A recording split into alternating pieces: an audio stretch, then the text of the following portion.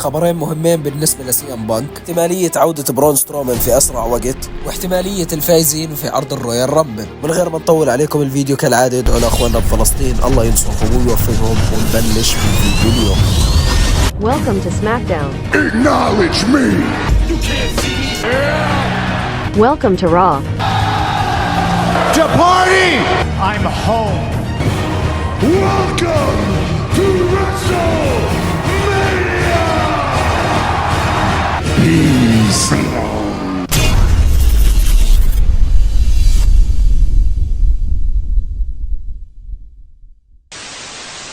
بالنسبة للخبر الأول اليوم معنا اللي هو سي ام بانك راح يكون ماشي مع شخصين، واللي هم أول إشي راندي أورتن، وثاني إشي كودي رودز. هذول راح يكونوا مع سي ام بانك وهم اللي راح مشوه. والخبر الثاني اللي متعلق برضه كمان بسي ام بانك اللي هو احتمالية عودته مع فريق ذا شيلد، إنه هو يقود فريق ذا شيلد مرة ثانية بعد ما رومان رينز يخسر اللقب في راس المانيا 40. فهاي هي، ومش مؤكدة هي الأخبار، ولكن هذه أخبار بنسبة يعني قول 60% راح تصير. الخبر الثاني معانا لليوم اللي هو عودة برون سترومان. هلا برون سترومان مبدئيا راح يرجع للشركة، راح يكون في له سيناريوهات مش متعلقة بالألقاب، لكن ممكن على لقب الوورد هيفي ويت تشامبيون. هذا هو المتوقع الكبير او السيناريو الأكبر له، انه يكون على لقب الوورد هيفي ويت تشامبيون. راح يتدخل على سيث رولينز وبين الحكي يعني، وراح تصير بينهم عداوة، وبس مش راح يرجع برون سترومان على الفاضي، لأنهم ناويين يضخموا فيه وناويين يعني يرجعوا له دفعات زي ما كانت أيام قبل ما يرجع رومان رينز وياخذ اللقب.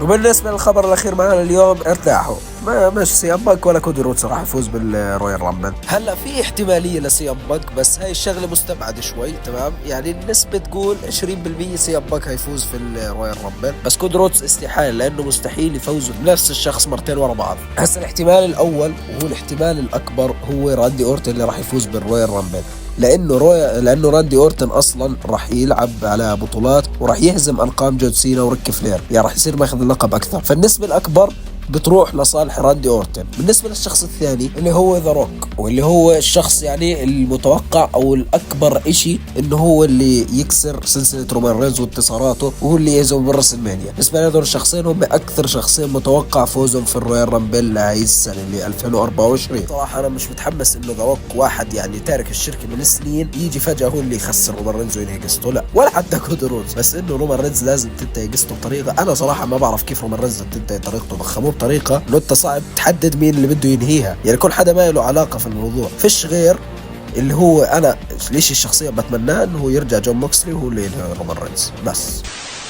ولو بنكون وصلنا لنهاية الفيديو يعطيكم العافية جميعا. ان شاء الله لحظة وصولنا ل1000 مشترك راح ينزل بث مباشر، وراح يعني نحتفل فيه معكم. مش بس البث راح يكون على لحظة الاحتفال، والبث كمان يعني راح نتفاعل مع بعض ونحكي اسئلة ومن الحكي، يعني راح تصير امور ان شاء الله انها تعجبكم. يعطيكم العافية والسلام عليكم ورحمة الله تعالى وبركاته.